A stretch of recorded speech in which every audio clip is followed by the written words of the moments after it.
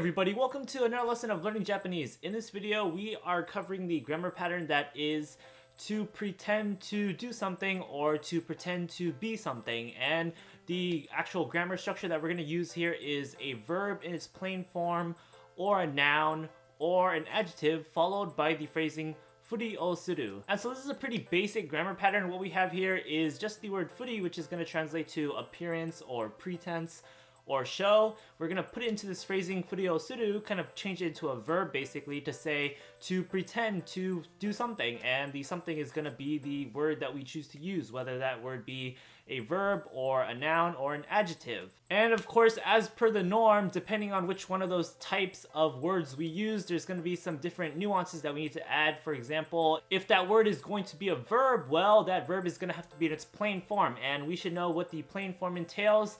Forms such as the dictionary form, the perfective ta form, the negative 9 form, etc. If that word happens to be a noun, then we'll just use that noun and we'll put the particle no right after it before we do furi o suru. Then we have our adjectives, which kind of split into two categories, e-adjectives and na-adjectives. If it's an e-adjective, we don't have to do anything. Just use the e-adjective, then follow it with that phrasing, furi o suru. But if it's a na-adjective, then we do this familiar rule of adding the particle na right after the adjective itself, then the phrasing furi o suru. So these should be pretty familiar grammatical fine points because they are the same ones that have appeared in a number of grammar patterns that we've covered already in this channel. So yeah, it's pretty simple. So now let's just go into a couple example sentences to get a better idea of how this actually works. So this grammar pattern is usually used with verbs and nouns. Adjectives are kind of more seldom, but we'll cover that of course as well. But for the first two examples, let's go over verbs. So for our first example, using verbs with this grammar pattern, we just have the very simple line of Shinda o furi suru. And what this line is going to translate to is just to pretend to have died, basically. So if we break down the sentence bit by bit, first up we just start with the word shinda. And this is just going to be the past plain form of the verb shinu, which means to die. So that'll translate to died, basically.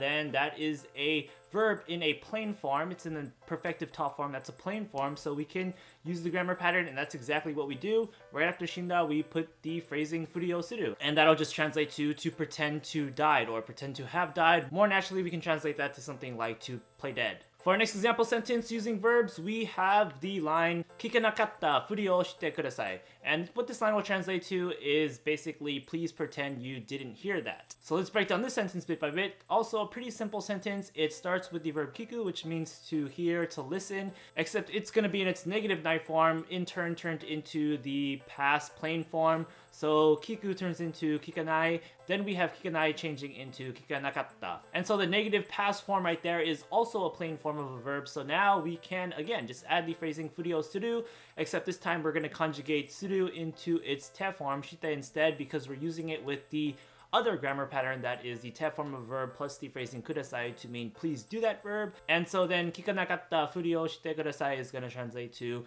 please pretend you did not hear that. For our next example sentence, we're going to be using this grammar pattern with a noun. So for our example sentence, we have the line Kyou, kare wa byouki no furi oしている. And what this line will translate to is simply today he is pretending to be sick. Break down the sentence bit by bit. First up, we just have the word kyou, and this is just going to translate to today. Right after that, we have the word kare, which means he.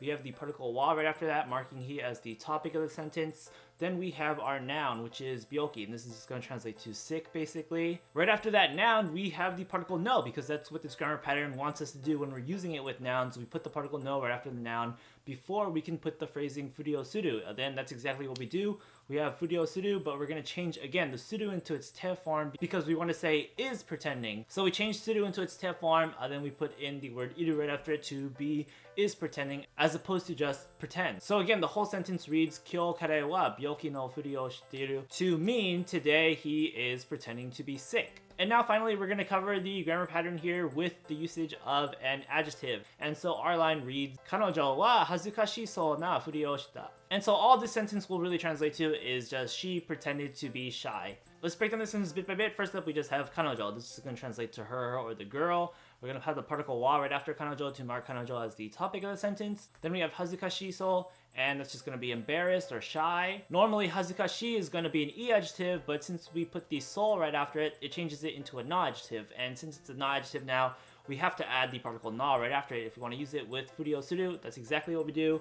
then we add furiをする. Then all we do after that is change the suru into its past plain form, shita instead of suru because this happened in the past and we want to express this in the past. And so 彼女は恥ずかしそうなふりをした is going to translate to she pretended to be embarrassed, she pretended to be shy. And with that, we've covered 4 examples using the grammar pattern that is a verb or a noun or an adjective with the phrasing furi o suru to mean to pretend to verb or pretend to be noun or pretend to be adjective. And so yeah, it's a pretty basic grammar pattern and pretty simple to remember, especially after you just come to know the word that is furi, that means appearance or pretense or whatever, and also the verb word that the grammar pattern basically derives from, which basically has the same meaning as well.